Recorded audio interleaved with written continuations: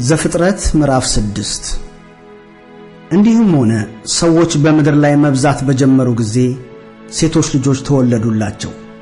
የእግዚአብሔር ልጆችም የሰውን ሴቶች ልጆች መልካሞች እንደሆኑ አዩ።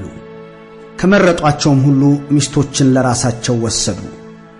እግዚአብሔርም መንፈሴ በሰው ላይ ለዘላለም አይኖርም፣ እርሱ ሥጋ ነውና ዘመኖቹም 120 ዓመት ይሆናሉ አለ። በእነዚያ ወራት ኔፍሊም በምድር ላይ ነበሩ። ደግሞም ከዚያ በኋላ የእግዚአብሔር ልጆች የሰውን ሴት ልጆች ባገቡ ጊዜ ልጆችን ወለዱላቸው።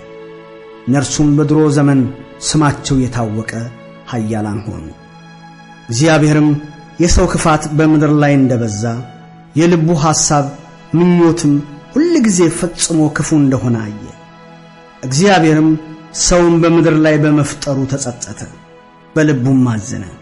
እግዚአብሔርም የፈጠረውትን ሰው ከምድር ላይ አጠፋለሁ፣ ከሰው እስከ እንስሳ እስከ ተንቀሳቃሽም እስከ ሰማይ ወፍም ድረስ ስለፈጠርኳቸው ተጸጽቻለሁና አለ።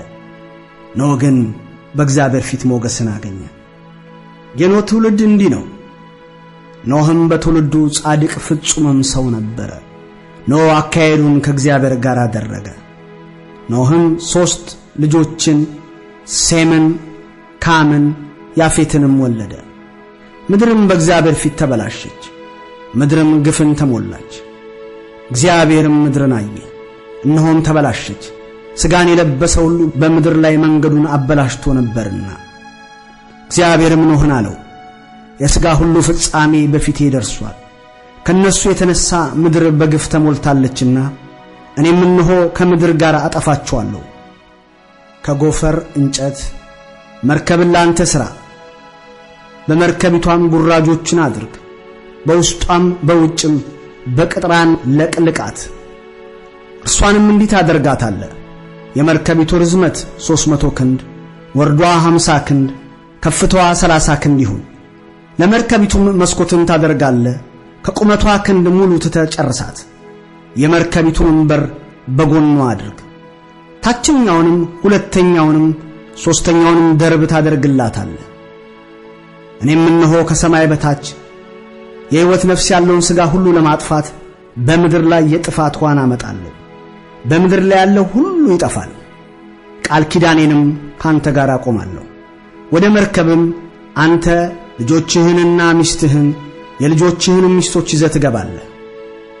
ካንተ ጋር በሕይወት ይኖሩ ዘንድ ሥጋ ካለው ከሕያው ሁሉ 2 እያደረግህ ወደ መርከብ ታገባለህ። ተባትና እንስት ይሁኑ፣ ከወፍ እንደ ወገኑ፣ ከእንስሳም እንደ ወገኑ፣ ከምድር ተንቀሳቃሾችም ሁሉ እንደ ወገኑ በሕይወት ይኖሩ ዘንድ 2 እየሆኑ ወደ አንተ ይግቡ። ከሚበላውም መብል ሁሉ ለአንተ ውሰድ፣ ወደ አንተም ትሰበስባለህ። እሱም ለአንተም ለእነርሱም መብል ይሆናል። ኖህም እንዲሁ አደረገ፣ እግዚአብሔር እንዳዘዘ ሁሉ እንዲሁ አደረገ።